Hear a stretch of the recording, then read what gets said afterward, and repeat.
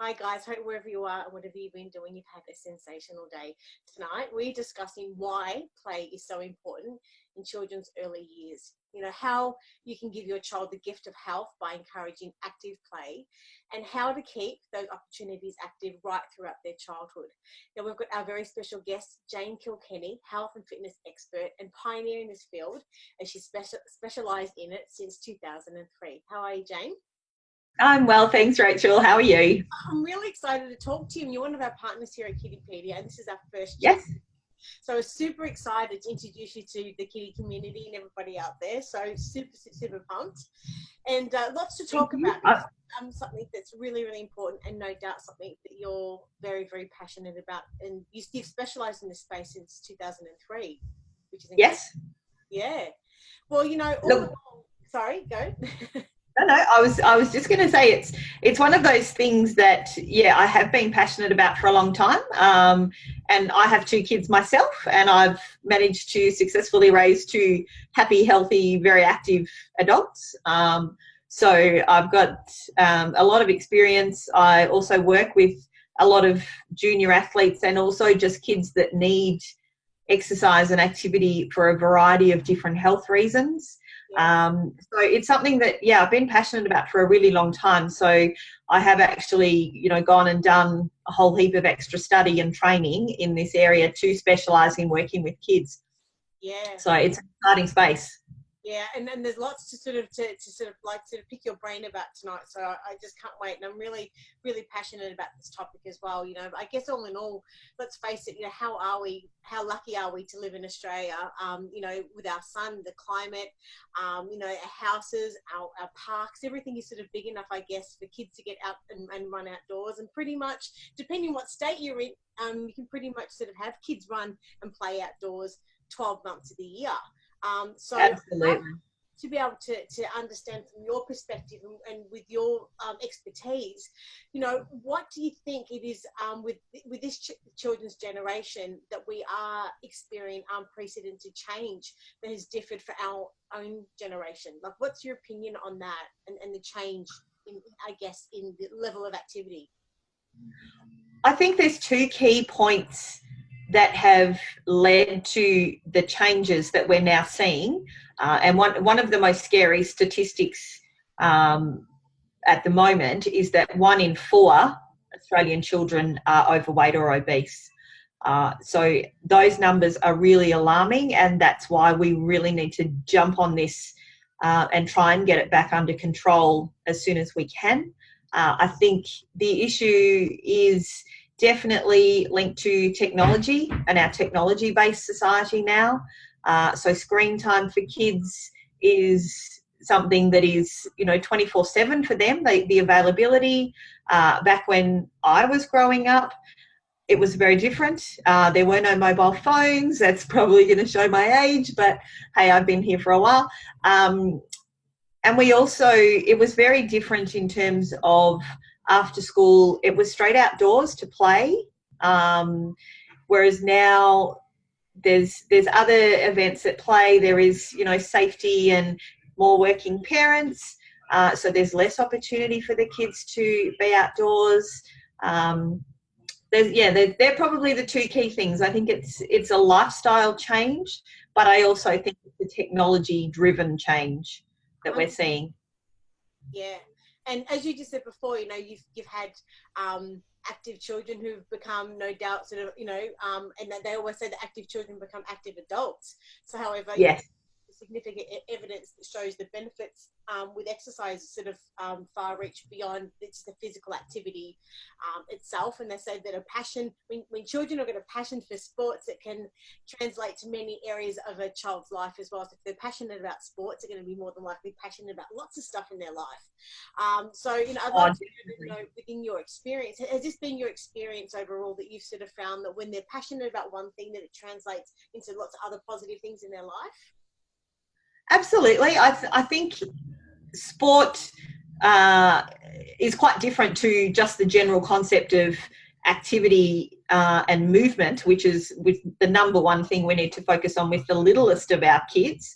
But definitely once they develop that love for sport, commitment, the challenges. It enables so many opportunities for them to grow, mature, develop.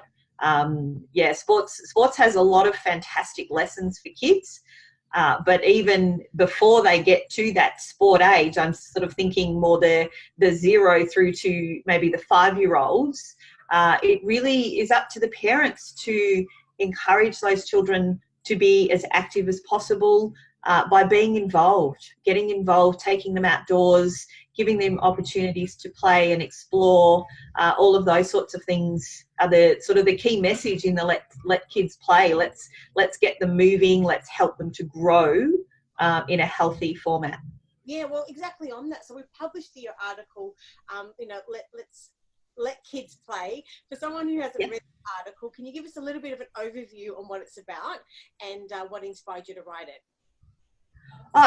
The main message behind the article, Rachel, and by the way, I'm very excited to be working with you at Kiddopedia. It's a fantastic opportunity for me to help get the message out to the parents. So let kids play is really sort of looking at that framework from the very beginning. So even once a child's born, we do crave movement from a very early age.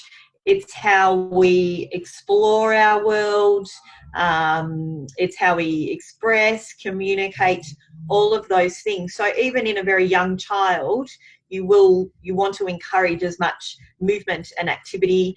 Even the first time a child reaches out to touch a parent's hand, that's all healthy movement, and that's what we need to encourage. We don't want to just be plonking the babies on the floor.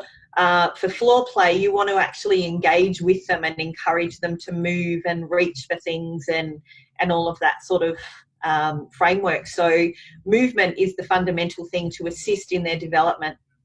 Yeah. Well, look, we've got 3 key questions and there's tons to get through. So let's get stuck straight into those. So question number 1, we've got, absolutely. Why is play so important in early years? It really helps to enhance their development with the challenge to the body, skeletally, the muscular system. Kids need to be moving, to challenging those systems in their body to enable them to develop. When the kids are too sedentary, they're not challenging their muscles, and their muscles don't have the opportunity to perform well, develop some endurance. We can also look at their balance. That's another key area that they need to practice and focus on. Little kids love to jump around and move on their own, but it's a case of trying to continue to facilitate those opportunities and not allow them to be the little couch potatoes. Obviously, there's times in the day where couch time and quiet time is necessary, but what we need to focus on is making sure that they're getting enough movement in their day and allowing them to be active in many different formats. So you're saying it's just as important for them physically, for their physical development, but it also contributes to a child's development both psychologically and socially as well, would you say? Definitely. The movement is so important for physical development, but also neurological. Exercise, science has proven that exercise actually stimulates our brain's development, and it also works at the other end of our life cycle by exercise stimulating and preventing neurological degradation when we get to the other end of the spectrum. But exercise does help get that brain developing all those neural pathways. The other thing that's fantastic is that it's also looking at their emotional and social development. So when they're out playing, experiencing with other children, other adults, it allows them to learn a whole range of different fundamental skills that they need to have. Yeah, and in your experience with the research and everything you've done as well in this space, you find that and as early as possible as well, but with physical movement, that it actually contributes and aids and helps education, and as the children grow older, sort of helps in the classroom as well? Definitely, yeah. The exercise and the generation of the oxygen is fantastic in helping them concentrate and focus, and definitely enhances their academic performance. Yeah. So it's not just physical, psychologically, psychological, social, physical, the whole lot. Yeah, Yeah. it's it ticks all of the crucial development boxes, and that's one of the things why it is so important for kids to be as active as they possibly can from the very beginning. Yeah. Well, let's get stuck into question number 2, because there's some other questions I want to sort of follow on from this one, because I'm really interested in this Yep. question. Question number 2, what is the parent's role in active play? The number one role for parents in their kids' activity is to allow or provide the opportunities. So it's really about facilitating. I think it's equally important to be involved with the kids. So not just going to the playground and sitting down scrolling through your phone yourself as the parent. It's far more important to actually be out there with the kids, jump on the swing, be involved in the climbing equipment, all of those sorts of things, because kids will definitely follow in your footsteps, particularly when it's a fun activity, when you lead by example. So that's one thing that is really important. It's a case of the parents need to provide the opportunities, but they also need to be involved. Okay. And the kids love it. So for a parent who may have already been in that space and takes the kids to the park, but just okay, let the kids play, and I'm just going to just catch up on my social media and catch up with my friends, or call my friends because I've been busy or what have you. Yep.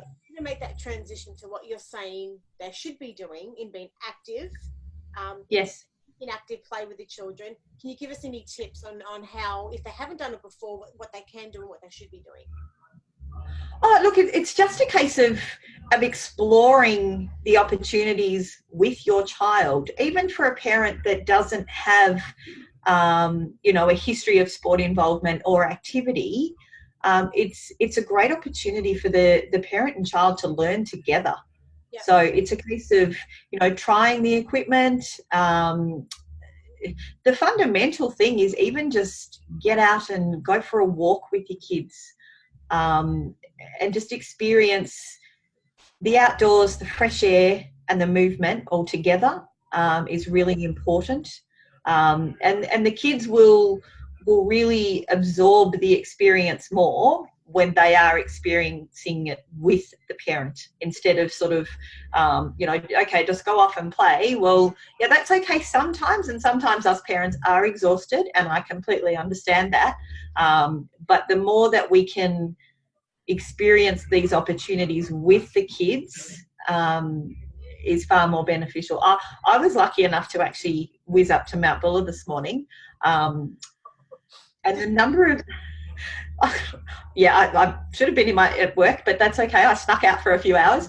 The number of kids that I saw up at the snowfields with their parents was amazing. There were so many kids up there. There was a lot of school groups up there out exploring the snow, exploring opportunities, different activities. It was fantastic, and it was a day full of happy little faces. It was delightful. Yeah, I guess it's about finding the level of activity as a parent that you may be comfortable with as well. Yes. Not long ago, I bought my niece and nephew a set of these swing attachments, and yes, that I was going to be okay, and I could see them sort of climbing up and doing this sort of stuff. I'm like, Annie, Rach can do that. No, absolutely. I tried to, but I couldn't. I think I nearly just sort of like hurt myself. But I think it's about understanding what level of activity you can do. But once again, it's about leading by example. Now, yeah. I said before, but I just needed to reiterate, instead of going back to the start of the chat, you're saying that parents should be encouraging active play from as early age as possible. Is that right? Definitely. Yep. So even if that's from, the age, the little toddlers can still be outside at home, swing sets, trampolines, sand pits, going for walks, learning to ride bikes. All of those things are really important for kids, and it's a great opportunity for them to one, be active and move, but also learn other skills. Yeah. And let's get stuck into question number 3. This other stuff I want to ask about. Yep. What type of play should parents encourage? Look, there are so many opportunities. If you start at home, then you're looking at different things like, swings and slides and trampolines. Even that's sort of equipment based. But even if you're just going out for a walk in a park, there's usually rocks that they can step on and off. I tried to really have my kids moving as much as possible from that really tiny age, obviously holding their hands when they were very little, but it's about giving them that sense of being able to explore, look at different opportunities, stepping up on things, stepping down off things. Then you progress then to the jumping off, all of those sorts of things, just allowing kids to explore their environment and explore the abilities that they have. They love to, run, jump, throw, swing, all of those things, and they're really important skills. Yeah, one of our other partners, Clint from Primal Influence, and we had a chat a few weeks ago, and he was saying exactly that, is to get kids outdoors, to be physical, and to encourage them to climb trees. Because, I mean, if they sort of jump over that or have that fear of, okay, well, can I actually get, ensuring that it's safe, but ensuring that they can actually push themselves psychologically to sort of get to that next stage or to that next branch or whatever it is. The same thing as risky play, I guess, in early childhood education care scenarios. That's why there's rocks and those types of things in sort of kindergarten and preschools, I guess, to be able to encourage children to be able to push through these sort of mental barriers, would you say? Definitely, because I think there's quite a few complex issues that we are seeing in small children and teenagers with regards to weight issues, anxiety issues. There's a lot of things that can be interlinked there, and exercise and movement can help all of those issues. It's about encouraging children to learn resilience through risk-taking in a safe environment. So it's about allowing children to take those risks and experience that feeling of achievement, which then motivates them to progress a little further. So the outdoor play is really important to do that. And look, even on the colder days when you don't have the opportunity to play outdoors, there's still plenty of fun stuff you can do indoors. Building cubby houses and using imagination and just allowing kids to, do tumbles and that sort of thing in the home. Throwing really soft balls in the home is quite safe. Like I used to have my kids throwing those really soft balls bouncing around the house. Nothing got broken. And it's just a good opportunity for the kids to keep moving and keep busy. And how about sort of getting kids sort of involved in sports if they haven't previously, and parents think, well, that, and or, young children and they're wanting to get their children involved in sports.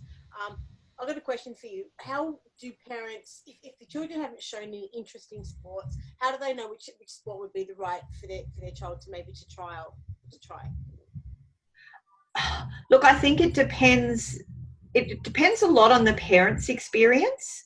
And what they have tried often is what guides them into where they lead their own children's activities.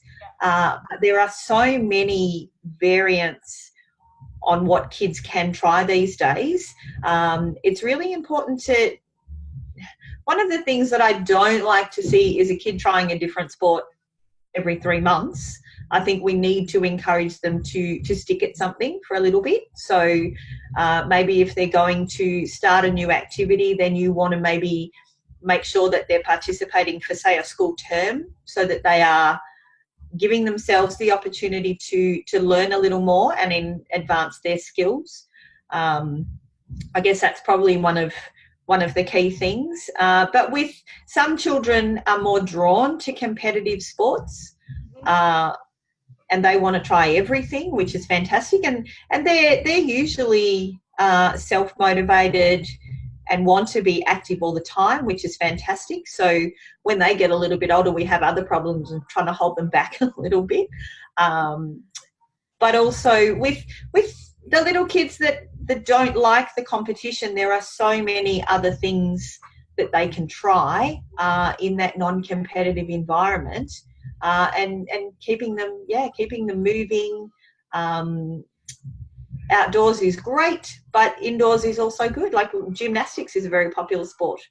And so that's got them inside, doing lots of different sports activities. There's so many different active play centres now, which are also a really good opportunity. And that just allows the kids to try different things, climbing on things, trampolines. I love trampolines for kids, provided they're safe. But trampoline is a really good activity because it allows them to jump and develop their leg strength. Yeah. So I actually had both of my children on a little mini trampoline at home from a very early age, and it develops their jumping and their strength and their balance. So even just a tiny little trampoline that you have at home is a great inside activity. Yeah. And in your experience also, have you actually seen the transition and through your business and everything that you do, from a child that maybe hasn't been as active to see the transition through your support and everything else to become sort of a little bit more active and see the transition in that child? Have you Absolutely like that before? Yeah, definitely. It's about confidence building. So it's a lot of the work that I do is not just based around competition sport. It's about teaching kids how to use their bodies efficiently and developing strength and stability through their body, which is one of the most important things as they grow, to focus on that. Too much competitive sport at a young age can be detrimental to their development in terms of injury risk. Yep. But when you're working, we sort of look at targeting building strong athletic bodies for children, not just focusing on that elite athlete goal, which there's a very small percentage of kids that actually make it to the elite level, and that's not a reason not to try, but it's also not a reason to say to them, well, there's a lot of pressure and it creates burnout. So we want them doing a variety of sports as a young athlete. So yeah, keeping them busy, but also keeping life in balance. Yeah. Well, look, there's so many reasons why children should play sports. Here's some of ours, and I'd love to know what you think about them. The first is, I guess, is fun through fitness, which is a really, really great thing in the sense that being active is actually fun amongst yes. them. I think we forget that a lot of the time as well. And it has the ability for kids to be able to develop lifelong friendships as well. I think this is something yes. that with technology, that although that we are thinking that we're going to be sort of more social, in fact, we're not necessarily. And I think it helps develop social skills, I think, playing sports. So I think that's something to consider, that a lot of us maybe started to forget, because as we grow older, we're not playing sports, and life has sort of changed now, I guess. But yes, as I was saying before, and as you mentioned as well, research has shown that children who play sport actually perform better in the classroom. And as you mentioned before, that's a neurological thing. But on all levels, I think it actually helps them achieve and actually sort of push through adversity. Have you found that? Yeah, definitely. Yeah, because the kids do develop that higher level of resilience through their sport, which is really helpful as a life skill, and it's about confidence. But one of the other things that sport is really good at teaching, it's about kids learning to win and lose graciously. Yes. That's one of the key things that I like to talk to parents about, because we need our kids to understand, to strive for success. Yes. But we're not always going to win. We're not always going to be the winner. But even if we're a loser, we need to lose graciously, and look at ways that we can improve our skills, but also acknowledge that maybe the other person or the other team was better on the day. Yep. And I think overall it just helps strengthen, mental health as well, and how to be bigger, be part of something bigger than yourself. Definitely. And as a team, in sports, obviously, it can be individual, being track and field and all those types of things, but also being part of a team actually helps children feel valued and needed as well. So there's lots of different things, I think, from a mental health perspective, flowing on from what you're saying from the winning and losing. You know, it shows Yes. you strive for something as well, which I think sometimes in conjunction with teamwork, these are the things that are just, you know, when you're in a professional environment, you know, and in business and in work and everything, there is all of these life skills that are flowing Yes. from sport. Do you think? Absolutely. Life is about competition. And I think that's one of the things that sport is really good at teaching kids from an early age. And we need to make sure that they understand those concepts of winning and losing and practice and striving to be better.